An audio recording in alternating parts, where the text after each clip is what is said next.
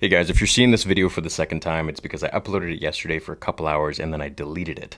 And the reason for that is because I uploaded the one that I was supposed to send to my editor, which is the unedited version, and I didn't upload the one that was actually edited. So big goof on my part. I was pretty disappointed, but anyways, enjoy this edited version and please watch the video that follows after, which has been a long 9 to 10 month battle that I've been going through, and I want to discuss a lot of things with you, and I'm sure a lot of you know exactly what it's about. But until that one, enjoy today's video.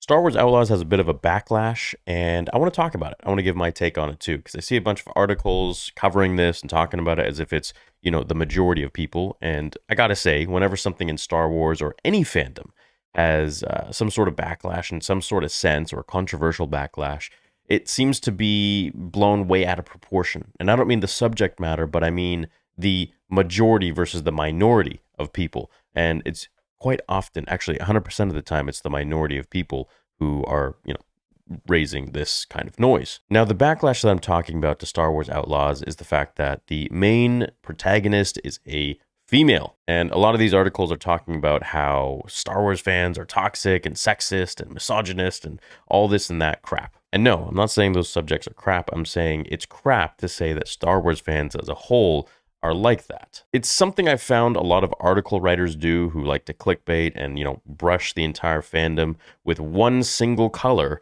as if we are all the same way. And we're really not. We all come from different walks of life. But it seems to be that the most loud are the ones that are focused on the most. And I really have to say that this needs to stop, because it's not the case. There are so many Star Wars fans, just like my channel has so many different Star Wars fans of either the channel or Star Wars in general. So anyways, what is the backlash? The backlash is that she is a girl. The main player, the main protagonist is a girl. You are playing a girl in the game. A lot of people are pissed off that you can't customize your character. And believe me, personally, let me start off by saying I wish we could customize our character. That would be cool. Of course, I would much rather play as a male because I am a male, and that's just how I'd want it to be. But at the same time, I don't care. It really makes zero difference to me. As I've said a million times, I could be playing as an alien. Forget boy or girl. I was playing as an alien. It doesn't matter to me. What matters if it's a good story or not, if it's a good character or not. Those are the things I look for when I'm playing a video game or reading a story or watching a movie. We've had many female characters in movies back in the 80s that were badass and cool. Ripley, for example, many others. We got Ahsoka Tano today, who is front and center of really Star Wars. She's taken over the whole scene ever since Ashley Eckstein portrayed her beautiful performance in the Clone Wars, and now Rosario Dawson taking over the live action portion of it. We get to see a really dynamic and fluid character who has actually gone through training and character development, progress through Star Wars. And I think this is something a lot of fans really want to see, and it's really a showcase. Star Wars fans are not just caring if someone is male or female. So that debunks a lot of these articles right then and there. Now, the other thing I want to say about this is, look, it's a girl. Who cares? We all connected with Transformers when we were a kid, and those were freaking robots. Optimus Prime was a robot. Maybe you like Megatron. I don't know. But at the end of the day, you don't need to see yourself in the character's physicality as gender or ethnicity or whatnot, or even species, or maybe you're an alien. What I think is the most important thing that we should be looking at is if the character is relatable, goes through a typical fundamental character development or arc, and has a lot of the tropes and pitfalls and tribulations and trials that all of us as humans have to go through, and our basic needs and this and that. So those are the things that I'm going to be focusing on in this game. If it's whether it's a girl or a boy, I don't care. It really makes no difference to me.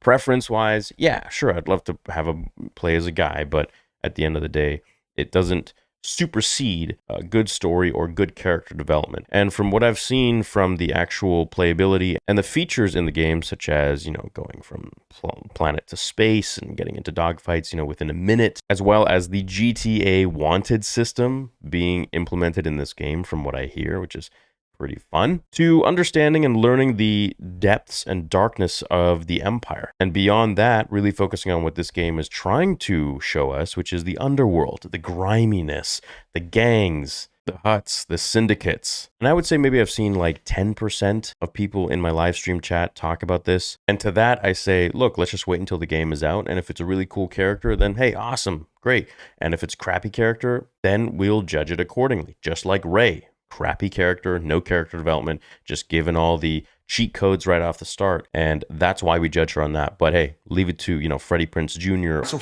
you if you disagree with me. Or whoever else that wants to paint Star Wars fans as misogynistic or sexist or whatever it is because Han Solo gave the Millennium Falcon to a girl. We'll leave that to their pea brains. However, for us, we know the real deal here is we want good character development. We want a fabulously written story, a very intricate character development, and allows us to relate everything to our own world, our own lives, and go through the human emotion of loss, of battling trials, of going through hardships, of happiness, elation, victory, and so on and so forth and so much more. A lot of the same things that Luke Skywalker went through, a lot of things that Anakin went through, a lot of the things that Ahsoka Tano went through. She's a girl. So if you're an outsider watching this, don't fall into the trap of believing these articles that Star Wars fans are sexist or toxic. They're really not. They're really probably the most inclusive and beautiful fandom that there is. They're just very passionate, and there's always going to be that 5 to 10% of, people who have a lot of growing up to do when it comes to things like this or racism or things like that. And hopefully their character development will be portrayed in their own life, and eventually they'll learn their way. And if they don't, well, that sucks. It's unfortunate to go through life without proper character development, I think, and that's how I look at everything. You can make mistakes in life, you can think a certain way, and you can always turn it around later on and come to a better understanding or a different understanding, much like, Anakin did after becoming Vader and so on and so forth. So that's all I think about this. The backlash for the game, I don't think is needed or warranted just because the main character is a girl. If the game looks crappy or sucks, then yeah, by all means.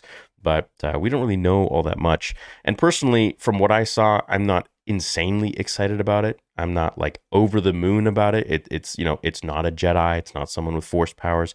It's a different game. You're a scoundrel or you are a smuggler or something like that. And it's going to incorporate some Red Dead Redemption 2 features, some GTA features, and some open world, of course, abilities, as well as helping us understand more lore with the Empire and, of course, the syndicates and the crime world, which is always fun. It's a different face of Star Wars, and that's cool too. So I'm sure we'll get our Jedi and Sith stories maybe in the next game or something like that, I hope. Like Star Wars Eclipse, for example, which I am beyond excited for, way more than Jedi Survivor or anything like that. So let me know what you think about all this, and I'll catch you guys in the next video. Until then, remember, the Force will be with you always.